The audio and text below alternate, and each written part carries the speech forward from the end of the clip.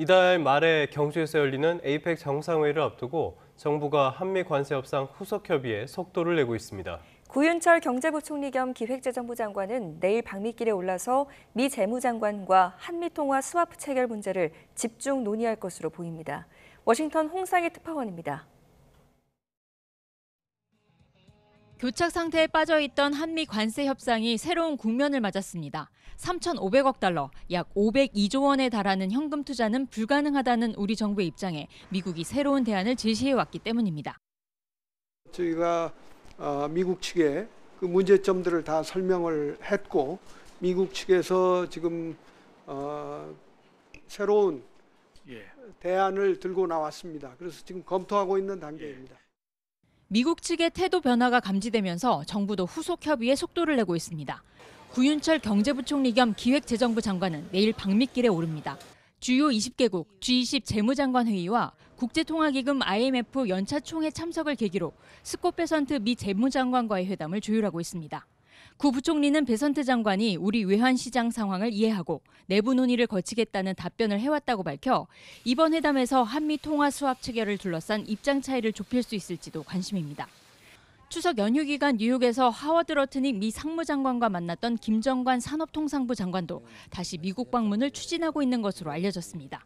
이달 말 경주 에이펙 정상회의 기간 이재명 대통령과 트럼프 대통령이 만나기 전 실무 차원에서 최대한 논의를 진전시키는 게 정부의 목표입니다. 한미 관세 후속 협상이 난항을 겪으면서 우리 기업들의 수출 위기와 외환시장 불안에 대한 우려도 커지고 있습니다. CNN은 한미가 협상 과정에서 해결책을 모색할 수도 있지만 지난달 조지아주 한국인 구금 사건으로 사태가 복잡해졌다며 한국의 3,500억 달러 투자 향방이 불확실하다고 보도했습니다.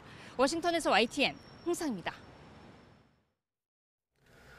이스라엘과 하마스가 인질과 수감자를 석방한 뒤 트럼프 대통령을 비롯한 정상들이 이집트에 모여 평화를 자축했습니다. 하지만 하마스 무장해제 같은 난제들은 뒤로 밀어나서 평화가 언제까지 지속할지 불투명하다는 지적도 나옵니다. 권준기 기자입니다.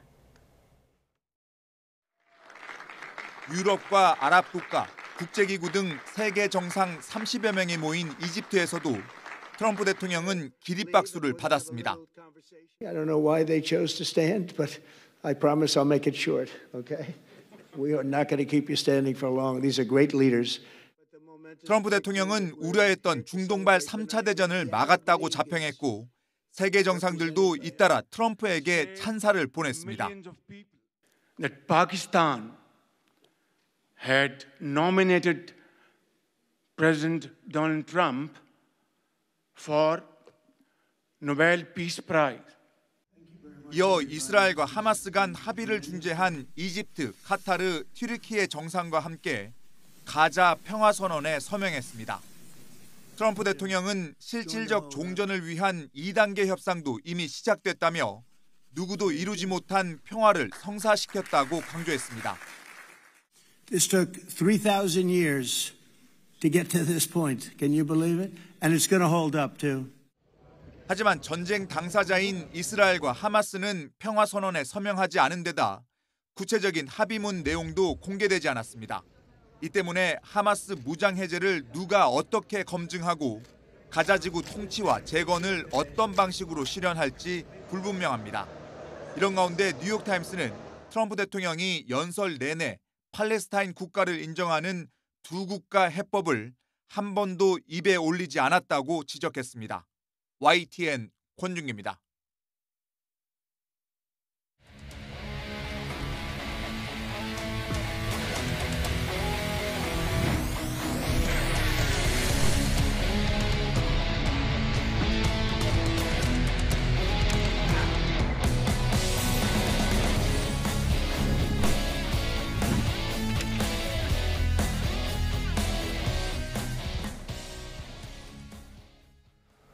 네, 미중 갈등이 또 변수로 떠오르고 있습니다. 트럼프는 또 한 발 물러서는 분위기이긴 한데요. 당장 우리 원화 가치에 직접 영향을 주고 있습니다. 스타트 경제 오늘은 이윤수 서강대학교 경제학부 교수와 함께하겠습니다. 어서 오십시오. 어서 오십시오, 교수님. 안녕하십니까.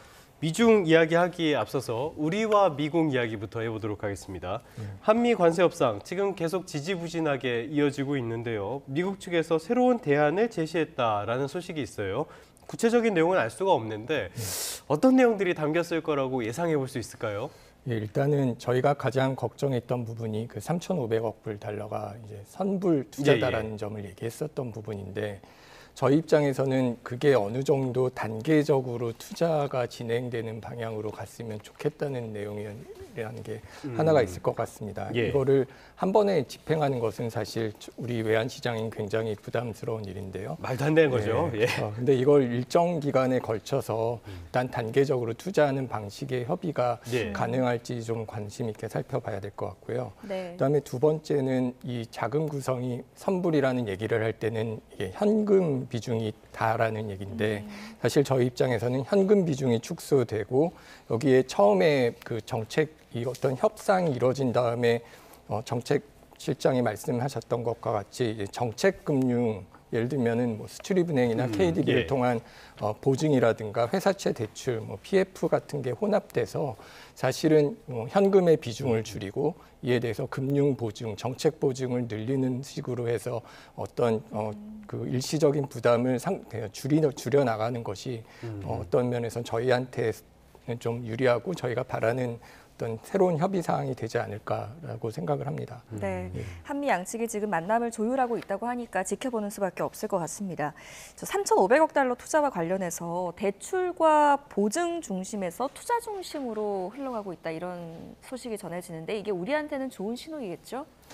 사실은 이 투자라는 게 이제 가장 안 좋았다고 생각을 하는 것은 종의 백지수표 얘기였었죠. 일본은 그렇죠. 이거를 전적으로 미국에 맡긴다라는 얘기였었는데 그런 것을 하게 된다면 저희한테는 굉장히 뭐 투자라고 해도 부담스러운 측면이고요. 안 좋은 거죠. 그러니까 예. 말씀드렸듯이 어떤 외환 보유고를 한 번에 투입을 해서 어떤 그 투자를 하게 한다라기보다는 이것과 관련돼서 상당 부분은 저희가 보증으로 가져가는 게 중요할 것 같고요.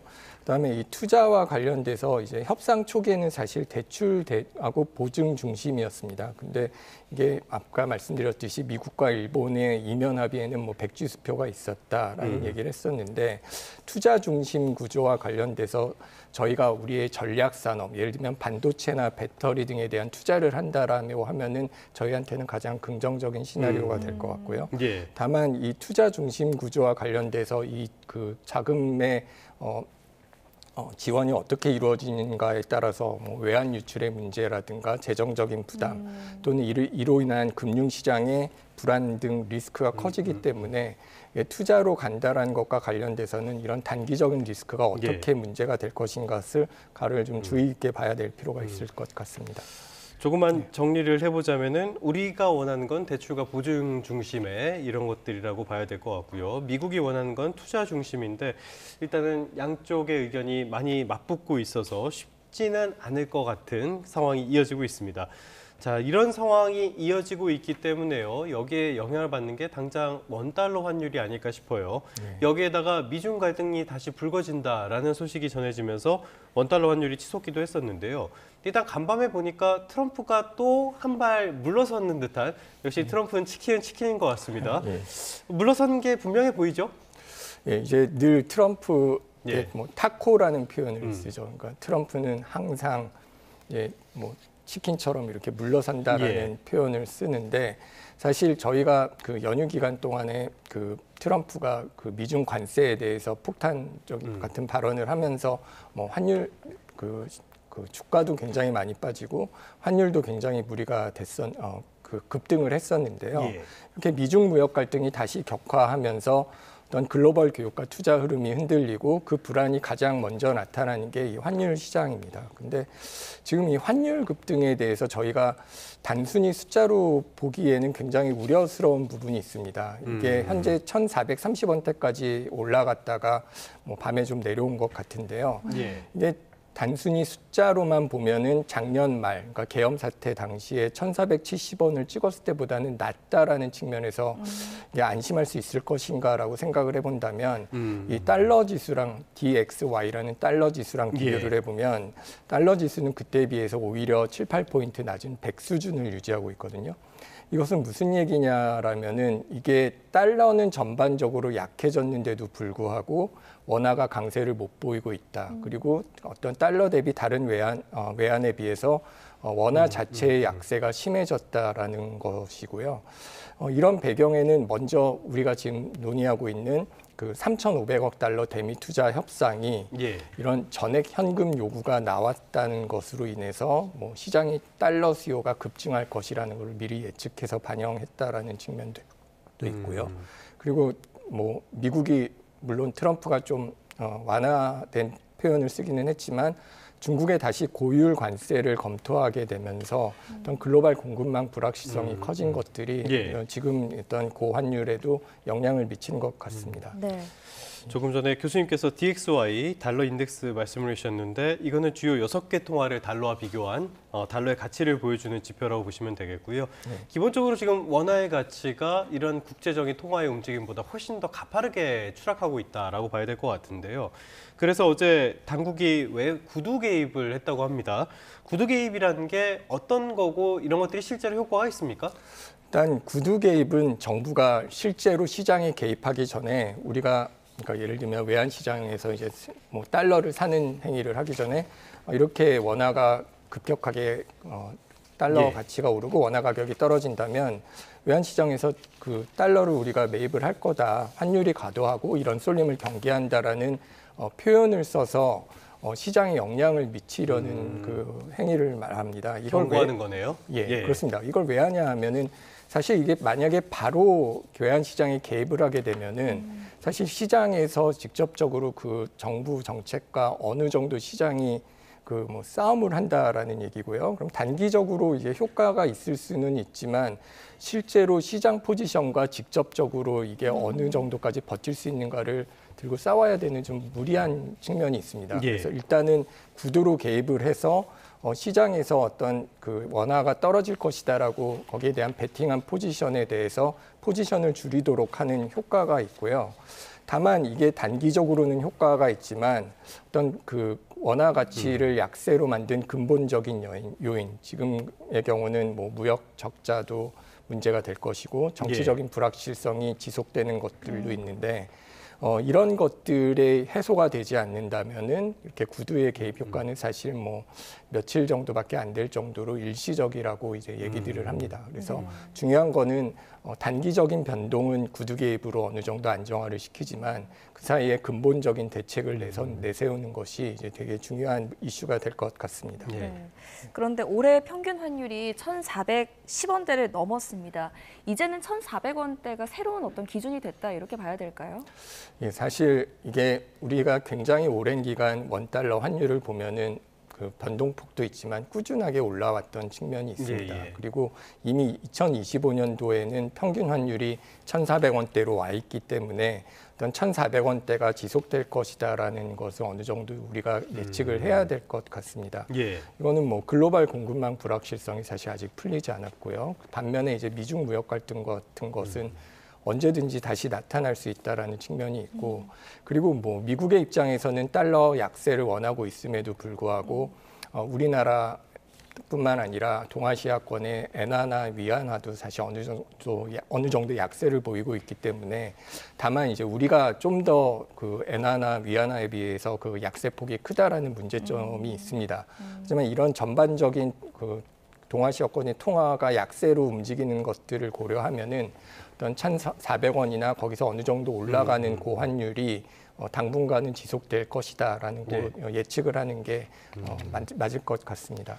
참 트럼프 2기 출범이 우리 경제에 많은 불확실성으로 다가오는 게 정말 현실이 됐다라는 생각이 드는데요.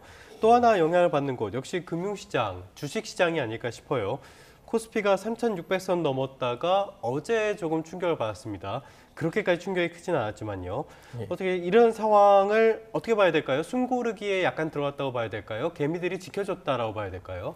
저는 어느 정도는 숨고르기로 보는 게 맞을 것 같습니다. 예. 사실 저희가 어느 정도 숨고르기 과정을 거쳐서 올라오긴 했지만 이 올라온 속도가 굉장히 가팔랐기 때문에 이런 측면에서 이게 뭐 이익 실현의 어떤 그 계기가 될 만한 사건들이 있지 않았습니까? 예. 어떤 미중 무역 갈등이 재점화되는 것처럼 보였고, 트럼프가 뭐 좀 완화되긴 했지만 대중국 강경 발언을 하고 어떤 중국의 히토류 문제 같은 것들이 다시 나타나니까 이게 투자 심리가 어느 정도 위축된 것은 사실이고요. 이게 지금까지 어느 정도 급등한 측면에서는 저희가 지난 여름에 봤듯이 어느 정도 시장이 숨고르기를 거치는 과정을 봐야 되고 이게 뭐 다시 뭐 내려갈 것인가에 대해서는 사실 뭐 두고 봐야겠지만 지금 당장은 어느 정도 숨고르기 국면에 진입했다라고 보는 게 맞을 것 같습니다. 네. 미중 무역 갈등 이야기를 좀 다시 해보자면 중국이 지금 히토류 말고도 리튬 이온 배터리 그리고 인조 다이아몬드 수출 통제도 카드를 내걸고 있기 때문에 이게 우리나라 반도체 기업들이 중국의 의존도가 굉장히 높지 않습니까? 네. 그렇다 보니까 중국 말고 다른 어떤 대응책을 준비해야 하는 거 아니냐 이런 목소리도 나오는데 어떻게 보십니까? 예, 사실 중국이 히토류뿐만 아니라 말씀하셨듯이 고급 리튬 이온 배터리 같은 첨단 소재의 수출 통제를 이제 예고하고 있는데요. 뭐 이런 것들이 방산이나 아니면 풍력이나 이런 데 다양하게 쓰이고 있습니다. 그리고 우리나라의 경우 반도체뿐만 아니라 뭐 스마트폰이라든가 들어가는데 이런 중국의 히토류 같은 것들이 굉장히 많이 쓰이고 있기 때문에 사실 이건 대기업뿐만이 아니라 우리나라에서 어떤 애플이나 삼성 등의 부품을 이제 공급하는 중소기업들에게도 굉장히 큰 문제가 되고 있습니다. 미중 갈등이 지금처럼 장기화된다면 이런 공급망 차질의 문제라든가 원가 상승, 사실 원가가 상승하는 것도 문제지만 더 심각한 거는 아예 공급 자체에 대해서 불확실성이 커지는 거거든요. 그런 측면에서는 사실 뭐 동남아나 북미 등으로 생산 기지로 옮기는 것 외에도 원자재 공급처를 다변화하는 방법을 생각하고 있는데 지금 단기적으로는 워낙 중국에 대한 의존도가 크기 때문에 탈중국 전략을 검토를 하고는 있습니다만 이게 어느 정도 시간이 걸릴 이게 단기간 해결된다라기보다는 시간이 걸리는 문제로 보는 게 맞을 것 같습니다. 일단 히토류 같은 거는 대체할 것 자체가 마땅치가 않은 문제들도 있으니까요. 장기 과제로 계속 점검을 해봐야 될 것 같고요. 반도체 이야기 나왔으니까 우리나라를 대표하는 기업들 이야기를 안 해볼 수가 없겠습니다. 지금 코스피가 이렇게 강세를 보였던 배경을 보면은 반도체 기업들의 강세가 직접적인 영향을 많이 미쳤는데요. 오늘 삼성전자가 3분기 실적을 내놓는다고 해요. 상당히 좋은 실적이 예상되죠?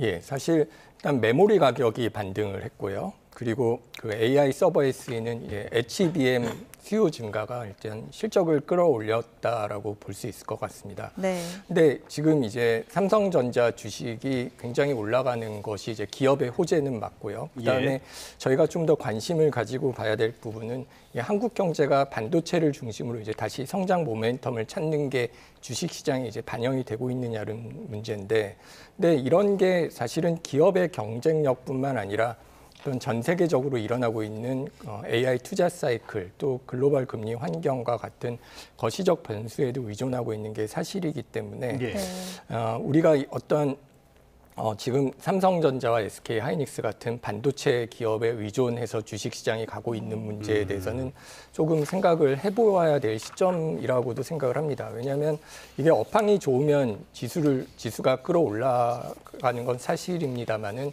우리가 지난 몇 년 동안에 봤듯이 반대로 이게 꺾이면 한국 증시 전체가 흔들려서 어떤 우리나라 증시가 어떤 몇 개의 기업에 의존한다라는 구조적인 취약성의 문제가 있고요. 그리고 사실 삼성전자하고 SK 하이닉스 같은 기업은 좀 되게 좋고 주가가 이것을 반영을 하고는 있지만 이게 전반적으로 그 모든 기업의 실적이 좋느냐라고 본다면 중소기업 같은 경우는 또 굉장히 어려움을 많이 보여주고 있기 때문에 이게 그 어떤 측면에서 주식 시장하고 우리나라 경제하고 지금 같이 가고는 있지 않을 가능성이 있고 이게 경기의 부진을 반영한다라고 한다면 이런 측면에서는 저희가 뭐 주가가 올라가는 건 굉장히 좋은 일이지만 이걸 통해서 우리나라 경제는 그러면 이 주가처럼 같이 움직이고 있는가에 대해서도 한번 살펴볼 필요가 있을 것 같습니다. 네, 알겠습니다.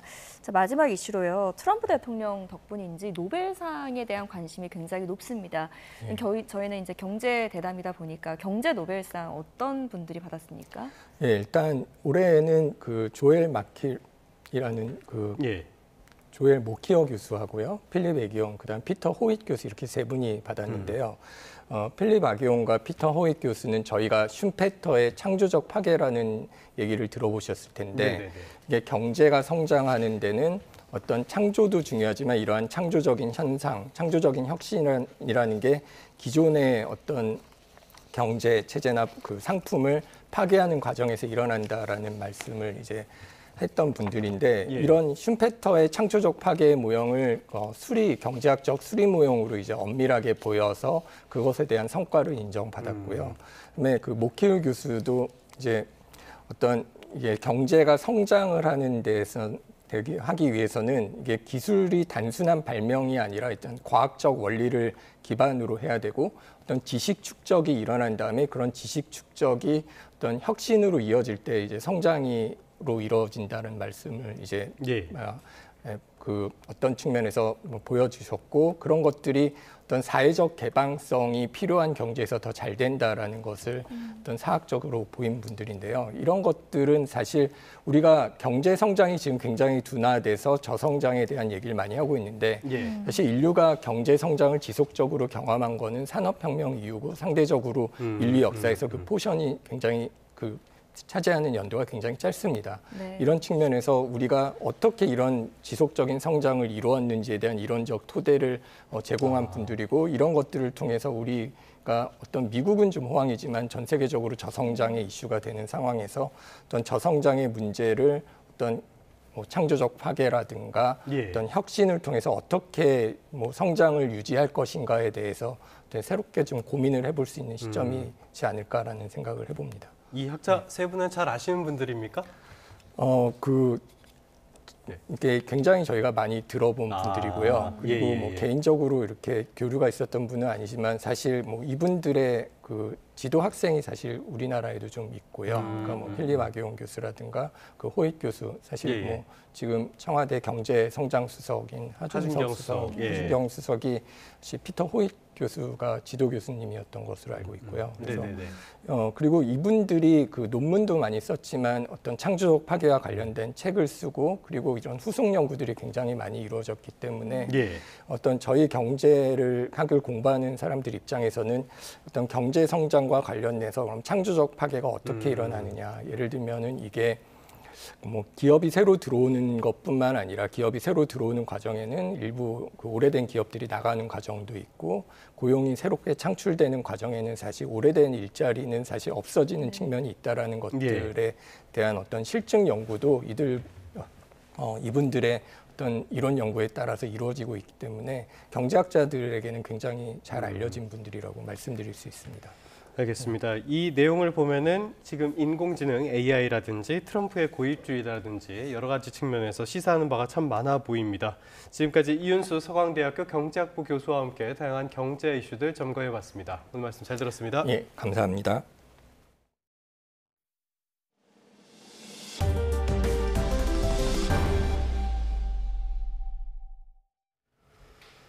다음 소식입니다. 조희대 대법원장이 이재명 대통령 선거법 사건에 대한 신속한 심리와 판결 선고 배경에 불신이 있는 것 같아 안타깝다고 말했습니다.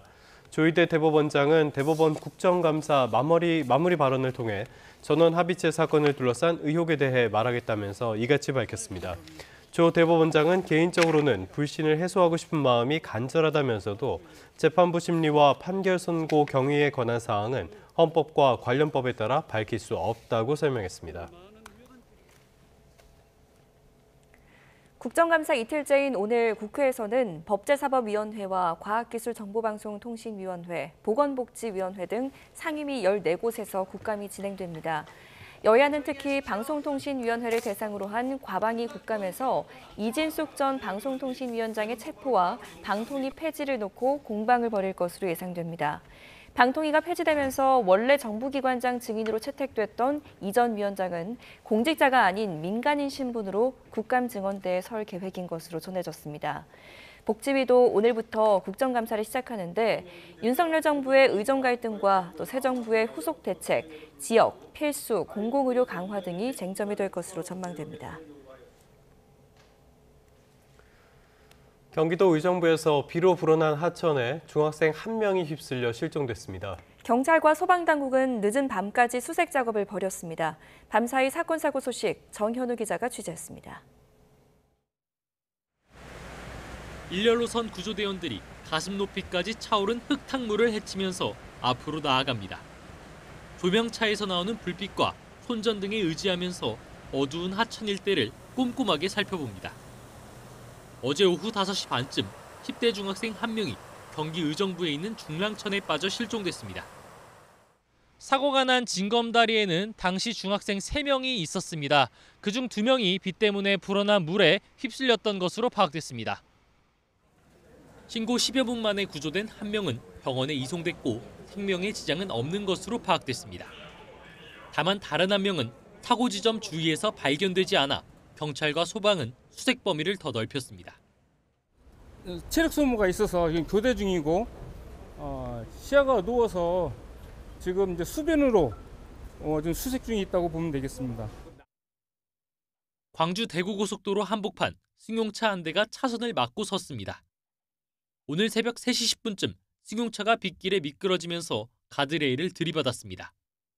운전자는 크게 다치지 않은 것으로 전해졌습니다. 어제 저녁 7시 반쯤엔 경기 안산시 반월공단에 있는 2층짜리 도금 공장에서 불이 났습니다. 다친 사람은 없었고 불은 공장 건물 일부를 태우고 1시간 20여 분 만에 꺼졌습니다. YTN 정윤우입니다.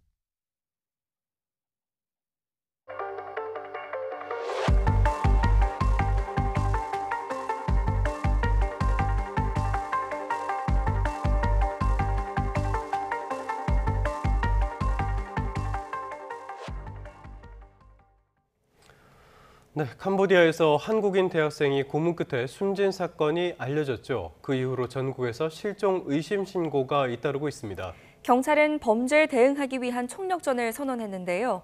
자세한 내용은 이고은 변호사 연결해서 들어보겠습니다. 변호사님 나와 계시죠? 네, 안녕하세요. 이고은 변호사입니다. 네, 변호사님 안녕하십니까?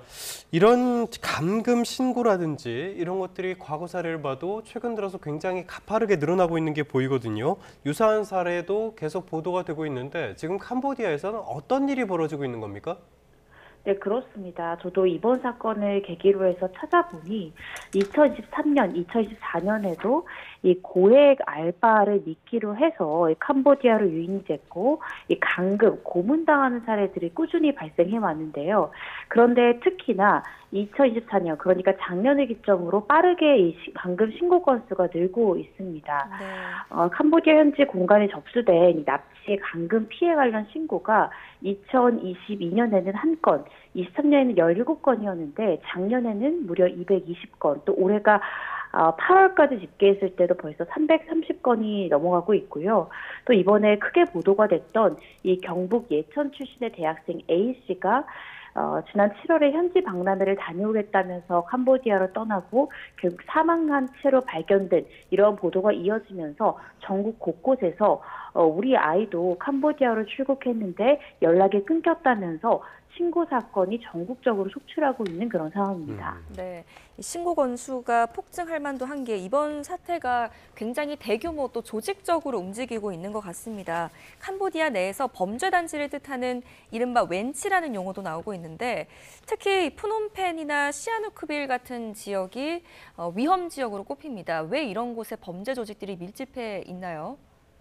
네, 지금 웬치라는 용어가 나올 정도의 이 중국 쪽의 범죄 단체로 보여지는데요. 해당 단체가 이전에는 미얀마, 태국, 라오스, 소위 이 골든 트라이앵글 지역에서 마약 밀매 등을 주로 했던 범죄 단체였습니다. 네. 그런데 해당 국가에서 이 외국인에 대한 납치 감금 사례가 늘면서 그 국가에서 단속이 심해졌거든요. 그러면서 이 범죄 단체가 근거지를 캄보디아 쪽으로 옮긴 것으로 보여집니다. 그리고 일각의 보도 내용에 따르면 이 캄보디아의 고위 관리직이 이 해당 중국 범죄 조직과 일종의 커넥션이 있다라는 보도도 나오고 있는데요. 예. 때문에 이 해당 조직에서 이 강금이나 사망 사건 등이 발생하더라도 이 캄보디아 고위층이 제대로 수사를 하지 않기 때문에 이 피해가 수면 위로 오르지 않고요. 또 신속한 수사가 되지 않다 보니 피해가 계속 증가하고 있다. 이런 분석들도 나오고 있는 그런 상황입니다. 여러 보도 같은 것으로 전해진 걸 보면은 캄보디아 쪽에 경찰력이 많이 부패했다 이런 지적도 나오던데요. 자, 지금 살해 용의자인 중국인 3명 살인 혐의로 재판에 넘겨졌고요. 모집책에 대한 첫 재판도 다음 달에 열린다고 합니다. 이게 해외에서 벌어진 범죄인데 우리나라 법으로 처벌이 가능한 겁니까? 네, 그렇습니다. 일단은 해외에서 내국인이 저지른 범죄에 대해서는 당연히 국내법 적용이 가능하고요. 지금 말씀 주신 이번 이 한국인 대학생 사망 사건 관련해서 지금 살인 혐의로 중국인 3명이 캄보디아 현지 검찰에 의해서 지금 재판으로 넘겨진 상황이거든요. 지금 중국인 3명 같은 경우에 외국인이지만 대한민국 국민에 대해서 이 살인이라는 끔찍한 범죄를 저질렀기 때문에 저희 형법 제6조에 따라서 국내법 적용이 가능합니다. 그런데 문제는 이렇게 해외에서 기소된 이 인원들에 대해서 국내로 송환이 돼야 되는데 이 범죄 인도가 돼야 되는데 네. 그런 절차가 지금 캄보디아에서 계속 지체되고 있고 협조를 구하기 어려운 상황이라는 점이 문제이고요. 그렇지만 저희 형법에 따르면 이 외국인이 대한민국 외에 지금 지역에서 범죄를 했더라도 대한민국 국민에게 피해를 입힌 경우에는 국내 형법 적용이 가능합니다. 네, 결국에는 현지의 협조가 또 필요한 상황인데 더불어서 지금 외교부와 정부의 대응에도 비판의 목소리가 나오고 있습니다. 외교부에서는 사망 사고가 있은 지 2달 뒤에서야 캄보디아 특별여행주의보를 발령했고 또 실종 가족들이 대사관에 신고를 해도 당사자 직접 신고가 원칙이다라는 답변만 받았다고 합니다. 이게 당사자가 어떻게 감금이 되고 고문을 당하고 있는데 신고를 하겠습니까? 이런 시스템에 대해서 비판의 목소리가 나올 수밖에 없겠네요. 네, 그렇습니다. 캄보디아 경찰 측에서는요, 우리가 이러한 이 감금 피해로 출동이 되려면 피해자가 직접 자신이 현재 어디에 있는지, 연락처는 무엇인지, 심지어 건물 사진을 찍고 여권 4번까지 보내야 되고 얼굴 사진을 보내야 되고 구조 요청 영상 등을 피해자가 직접 제출해야만 우리 경찰에 출동할 수 있다는 입장입니다. 그런데 지금 감금 피해 사례를 보시면 일단은 휴대전화와 여권을 뺏긴 상황에서 고문을 당하는 것이 통상적입니다. 그렇죠. 그런데 어떻게 피해자가 직접 여권 4번까지 심지어 구조 요청 영상까지 보내야 되는지 이것은 사실상 경찰의 도움을 요청할 수 없다라고까지 읽혀지거든요. 그래서 이 외교부에서는 캄보디아 당국이 이렇게 본인 직접 신고 원칙을 하고 있는 이유에 대해서 캄보디아 경찰이 밝힌 이유는 과거에 제3자가 신고해서 출동을 해보니까 정작 당사자들이 감금된 사실을 부인하고 또 스캠센터에서 잔류를 희망하다 보니까 이렇게 된 거다라고 이야기는 하고 있지만 지금 신고자가 속출하고 있는 그런 상황에서 신원과 위치 정보만으로도 현지 경찰이 출동할 수 있도록 절차를 간소화하는 방안을 적극 검토해달라고 캄보디아 측에 요청하고 있다라고 밝혔는데요. 빠르게 이 부분이 좀 개선돼야 된다라는 생각이 듭니다. 그런데 정말 이해가 안 되는 게요. 앞서도 저희가 그래픽으로 전해드렸는데 지금까지 캄보디아에서 감금과 관련한 신고 건수가 급증을 하는 게 이렇게 확인이 된단 말이죠.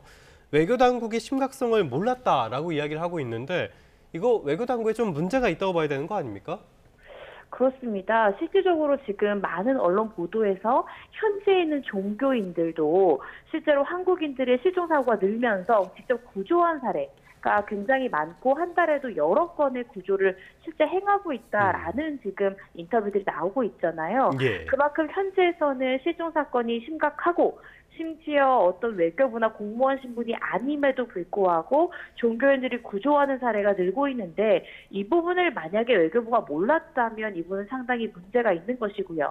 또 가족들의 신고가 많았는데 이 부분을 너무 외면한 것이 아닌가라는 비판을 충분히 받을 수 있는 지점이다라는 생각이 듭니다. 네, 분명히 보완 또 개선이 돼야 될 것 같고요. 또 한 가지 문제는 지금 실종 신고가 쏟아져도 현지에서 수사할 경찰 인력 자체가 부족하고 공조도 어려운 상황이라고요. 네, 그렇습니다. 이 캄보디아에서 발생한 한국인 실종 사건들에 대해서 공조 수사를 벌이려고 하더라도 이 최근 현지 당국과의 협조가 원활하지 않아서 진척이 더디다라는 것이 우리 경찰의 입장입니다. 실제로 경찰이 이제 실종 신고를 받고요. 실종자의 소재 파악을 위해서 주 캄보디아 대사관이 협조를 요청하지만 현재 공조 자체가 지연되거나 회신이 없는 경우가 많아서 실질적인 수사에 한계가 있다라는 겁니다. 그래서 가족들이 이 피해자를 구출하기 위해서 그 범죄 조직이 요구하는 가상화폐를 송금한 다음에 풀려난 사례도 있고요. 여러 가지로 실질적으로 거의 자력구제 수준의 구제가 이루어지지 않는 한 현지 경찰의 수사 공조를 받아서 어떤 구출이 일어난다거나 그러긴 굉장히 어려운 상황이다라는 생각이 들고, 이 때문에 지금 저희 경찰 측에서도 코리안 데스크 등의 설치를 적극적으로 요청하겠다라는 등의 대처 방안이 나오고 있는 그런 상황입니다.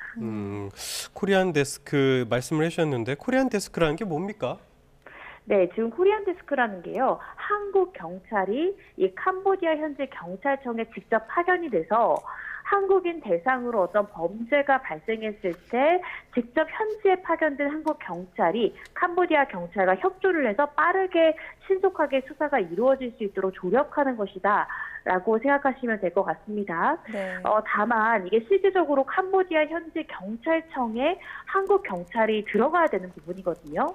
따라서 어떤 업무 협약, MOU 체결이라든지 인력 파견 규모라든지 이것이 이 현지 당국과의 논의가 필요하다는 거죠. 따라서 코리안 데스크가 실질적으로 이루어지면 한국에서 실종 신고가 들어갔을 때 아무래도 현지에 우리나라 경찰이 있기 때문에 실종의 지금 규모나 아니면은 실종 수사가 좀 더 빠르게 될 것은 사실로 보였습니다. 예. 그렇지만 얼마나 빨리 코리안 데스크가 설치될까, 이 부분이 관건이다라는 생각이 듭니다. 네.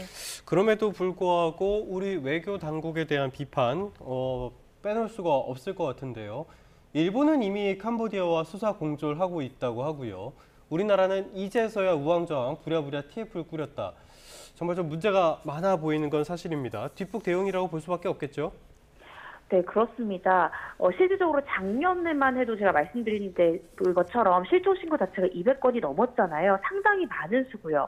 그리고 언론 보도 내용에 따르더라도 작년에도 이 캄보디아 범죄 조직에 대해서 크게 다룬 다큐멘터리들이 다수 방영됐거든요. 네. 그런데 외교부에서 올해 이 대학생 사망 사건이 이르자 갑자기 이렇게 TF팀이라든지 아니면 우리나라 경찰을 또 긴급 파견한다든지 이런 부분들이 올해 10월에 나왔다라는 점은 굉장히 아쉽다는 생각이 들고요. 그간 많은 수의 희생자들이 발생했지 않았을까, 좀 더 빠르게 적극적으로 대처했더라면 이런 부분들을 미연에 방지할 수 있지 않았을까라는 생각이 듭니다. 네. 자, 이렇게 외교부의 안일한 대응이 도마에 오르자 더불어민주당이 재외 공관장이 실종 신고에 적극적으로 개입할 수 있도록 법 개정을 추진하겠다고 밝혔죠. 이 부분에 대해서는 어떻게 보십니까? 긍정적이다라고 보여지고요. 실질적으로 아까 실종 신고를 하려면 이 피해자 본인이 여권 사본까지 보내야 되는, 저는 사실은 말이 되지 않는 신고 절차라는 생각이 들거든요. 거의 신고를 받지 않겠다라고까지도 읽히는 절차인데, 이 절차에 실질적으로 이 가족의 신고 여부와 관계없이 공관장이 확인 즉시 조치할 수 있게 하겠다라는 것이 법 개정의 골자입니다. 그리고 공간의 인력이라든지 이 해당 예산안을 좀 확대하겠다라는 것인데 적극적으로 진행이 돼야 된다라는 생각이 들고요. 이런 것들에 대해서 공관장이 즉시 확인 조치할 수 있게 하고 또 현지에 우리나라 경찰까지 파견해서 코리안 데스크가 설치된다면, 그렇다면 이러한 범죄 조직들이 한국인 국민들을 데리고 이러한 범죄를 벌이는 부분들이 확실히 줄어들 수 있는 예방 효과가 있지 않을까라는 생각이 듭니다. 알겠습니다. 소잃고 외양간 고치기긴 하지만은 이번에 외양간이라도 좀 제대로 고쳐야 되겠고요. 자, 지금 일반인들의 주의도 분명히 필요해 보입니다. 온라인 같은 곳에서는 여전히 해외 고수익 알바 같은 광고글들 쉽게 볼 수 있고요. 저희 단독 보도를 봐도 캄보디아에 도착했을 때 어떤 돈벌이가 있다, 이런 문자를 받았다라는 보도도 있었거든요. 주의할 점 어떤 게 있을까요? 네, 지금 이러한 사건이 발생된 사실 가장 단초는 이 고액 아르바이트, 돈을 1,000만 원, 2,000만 원 주겠다라는 이 고수익 해외 취업에 미끼에 넘어가는 청년들이 있다라는 것이 사실은 문제인 거거든요. 실질적으로 고수익의 취업이란 없는 것이고요. 그렇다라고 한다면 동남아에서 불법적인 일에 내가 연루될 수 있다라는 것을 반드시 알아야 됩니다. 이것이 내가 고문당하고 감금당하는 부분이 있을 수 있지만 이것뿐만 아니라 내가 한국에 다시 들어오더라도 이런 범죄에 내가 가해자로서 처벌받을 수 있다라는 점을 분명히 알아야 되는 것이고요. 또 이런 고수익 해외 취업을 미끼로 이 항공권을 제공하겠다, 숙식을 보장해주겠다 라면서 현지로 유인하는 그런 메시지나 광고를 보신다면 이런 것들은 모두 불법적인 범죄단체의 유인다라는 것을 분명히 아시고 절대 응하시면 안 된다라는 점을 말씀을 드립니다. 뿐만 아니라 현지에서도 캄보디아로 출국할 경우에는 이 출입국 이 절차에서 출국 전에 무슨 목적으로 가는지, 숙소는 어디인지, 가서 무엇을 할 건지 사전 질문을 하는 절차를 거친다면 출국하기 전에 우리 국민들을 지킬 수 있는 하나의 시스템적인 보호가 될 수 있지 않을까라는 생각이 듭니다. 쉽게 돈을 벌 수 있는 고수익 알바라는 거는 세상에 존재하지 않습니다. 본인들도 본인의 안전 스스로 지키는 노력도 해야 되겠습니다. 지금까지 이고은 변호사와 함께 캄보디아 현지에서 발생한 사건에 대한 이야기 나눠봤습니다. 오늘 말씀 고맙습니다. 네, 감사합니다.